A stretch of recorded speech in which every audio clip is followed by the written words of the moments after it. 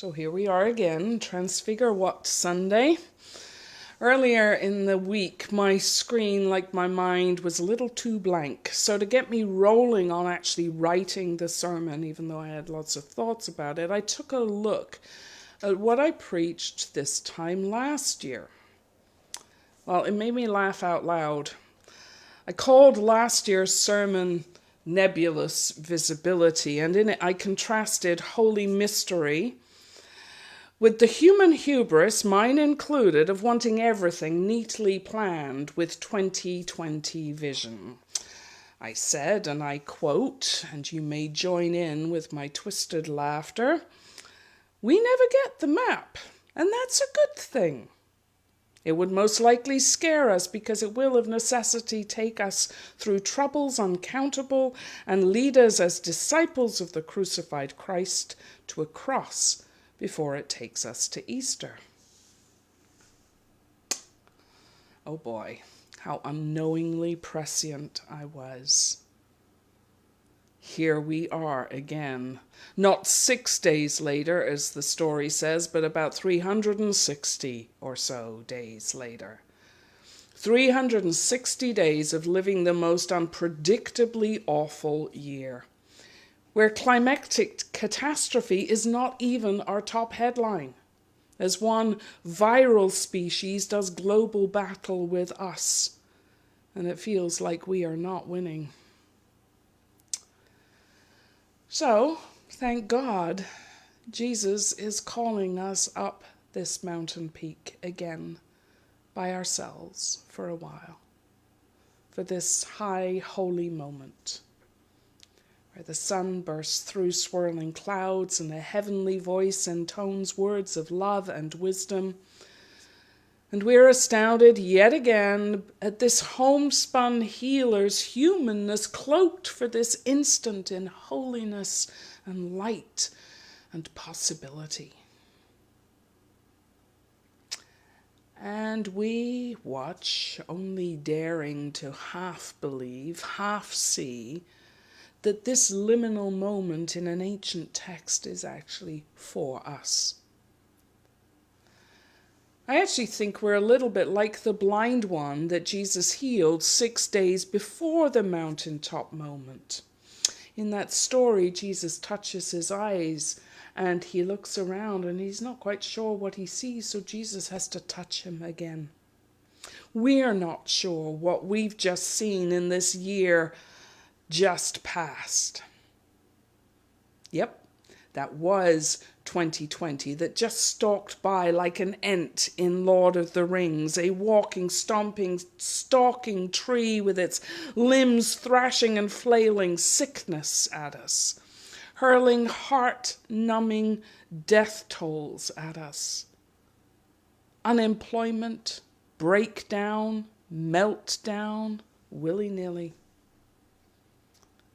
We're like that blind man and we're asking Jesus for a do-over, please. A second vaccine would be good. Or at least a long linger up here on the mountain above the fray, please. We're also a lot like Peter, aren't we? Like Simon Peter, we have easily, habitually, a lot of us, called Jesus Messiah, Christ, Lord, leader, truth, guide, way. And all of that's worked pretty well in easier times when the road of faith and life seems to have followed mostly well-paved roads and sailed smooth seas and rested in pleasant pastures green.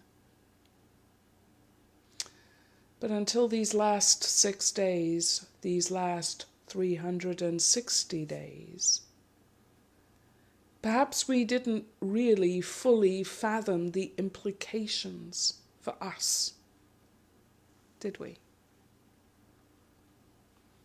We weren't prepared for global warming and rising seas and political shenanigans and COVID pandemics to so thoroughly and exhaustingly invade even our faith space.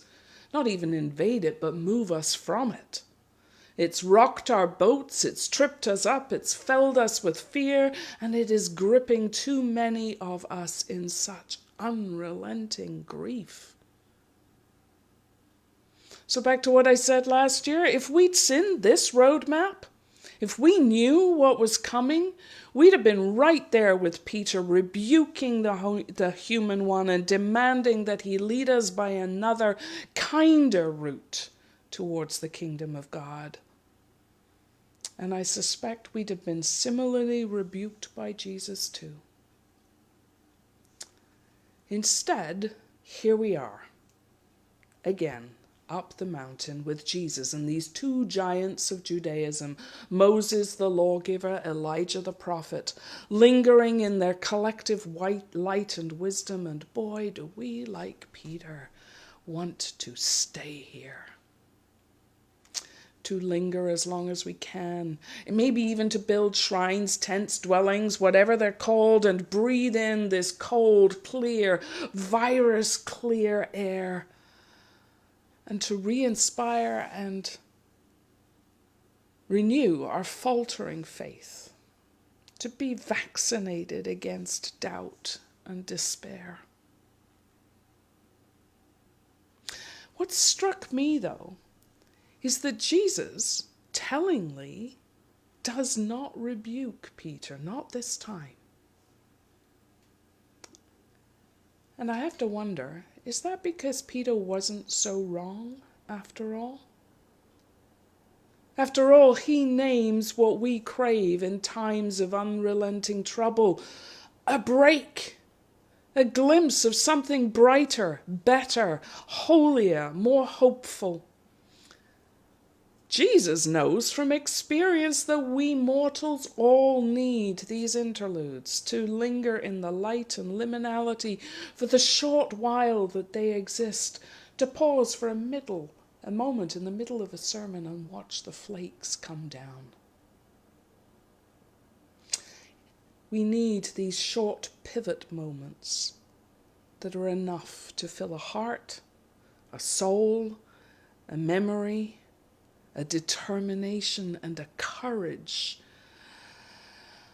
to make the journey back down from pinnacle to plain, to put our feet onto the path that goes via Gethsemane to Golgotha before it gets to kingdom come.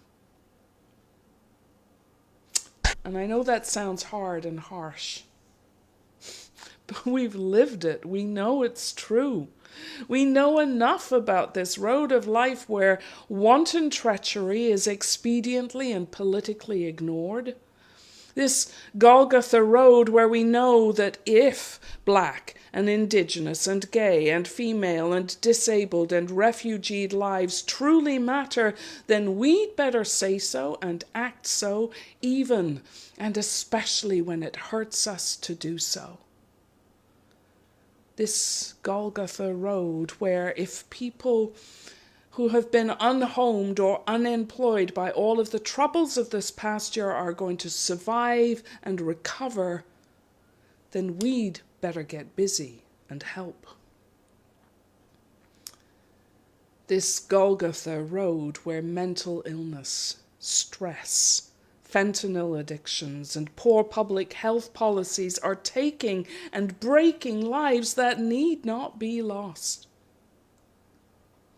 This Golgotha road where helping those in the food bank line involves not only the gifts of bread and fresh vegetables, but our work of advocacy for livable wages, so a food bank isn't needed. This Golgotha road where we will need to stop countless times with a healing touch, a listening ear, a cup of cold water, a consoling presence, a placard waved high, a truth that must be spoken and a hatred that must be called out if we as a species, we as a people, we as a planet are to reach resurrection. So, if we need to linger once in a while, once a day, once an hour, to see the clouds part, the light shine, to breathe river cold air, to hear the wind whisper with a voice that sounds just like God's, calling us beloved. Then for God's sake, and for the sake of God's dream, for this battered, bruised, and blessed planet, linger, take it. Jesus won't rebuke you. Just don't build a shrine, because we've all got a journey to make together through the valley, through the road of life, don't we? On y va.